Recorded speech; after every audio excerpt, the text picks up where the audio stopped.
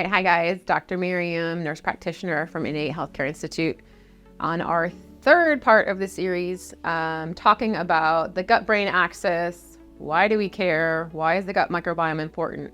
So this part, we're going to talk a little bit about supplements. What are some of the things that we use? So first part, I described what is the microbiome, what's in there. Second part, we talked about some of the testing we offer, why it's important, what does it look like. So this one, I'm going to go over some of the common supplements. Obviously, I wouldn't do any of these supplements just because we can buy everything on the internet. Don't go buy them all on the internet and start taking them or give them to your kiddo. Do the testing. Let us walk you through what's important for your kiddo specifically, because what works for one does not always work for the other. And so I'm going to give you some supplements, but don't just go buy them. Okay, so some of the common things that we use, a lot of kiddos have inflammation in the gut. So some of the common things we'll use are supplements that we have that have a mixture of things like slippery elm, aloe vera, L-glutamine. All are anti-inflammatory for the gut. The L-glutamine specifically actually helps heal the lining cells of the gut. So we'll use something like that. Usually a powder that we'll have them take and drink. And that helps us start to calm the gut and start to reduce some of the inflammation. We'll use things like probiotics. There's a varied number of probiotics that help. So everything from a probiotic bacteria, like a mixture of specific bacteria that are known to help, that once we introduce those, their presence helps to balance the ones that are out of balance. A probiotic yeast, one of the ones I like to use is Saccharomyces boulardii. This yeast, same idea. The yeast goes in, it can help balance out Candida, which is another yeast in our gut, normally lives there, grown unchecked, causes problems. So this Saccharomyces boulardii will go in, it'll help decrease the Candida.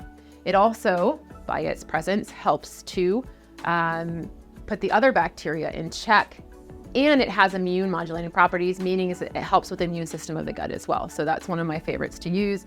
For some, I will also use something like a Spore probiotic, which makes it way past the gastrointestinal system, like the acid of our stomach. It can make them pass there, and it goes all the way down.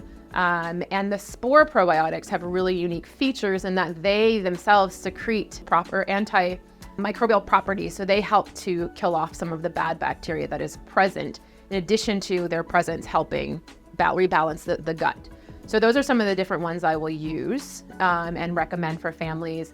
And then we look at, sometimes we have to kill off the bacteria that is overgrown or the pathogenic strain. So we'll use things like rifaximin, which is a gut antibiotic that doesn't go into the systemic system, doesn't go in the bloodstream, it stays in the gut and it just goes out through the stool.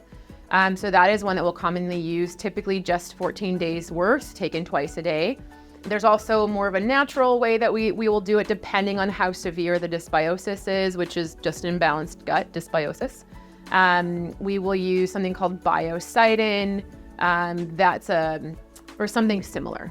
That's a mixture of herbs that the combination has been shown to help reduce the overgrowth of these organisms that we do not want.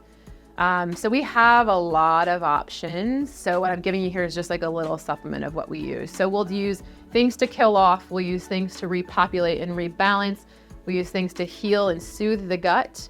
And then things like fish oil are great. They help. It helps not only for neuroinflammation, just general inflammation in the body. So fish oil, MCT oil sometimes is another one we use, but there's MCT oil with butyrate. The butyrate portion of it has some elements that also help decrease yeast overgrowth, but that butyrate also helps. It helps to feed the good bacteria and it helps to decrease some of the inflammation in the gut. So those are some of the other things that we'll use. But as I said in the beginning, get the testing done. Let's see what's going on inside your kiddo's gut and let's get a plan to help them fix the gut flora, improve what's going on, and hopefully improve some of their outcomes as well, just by fixing the gut flora.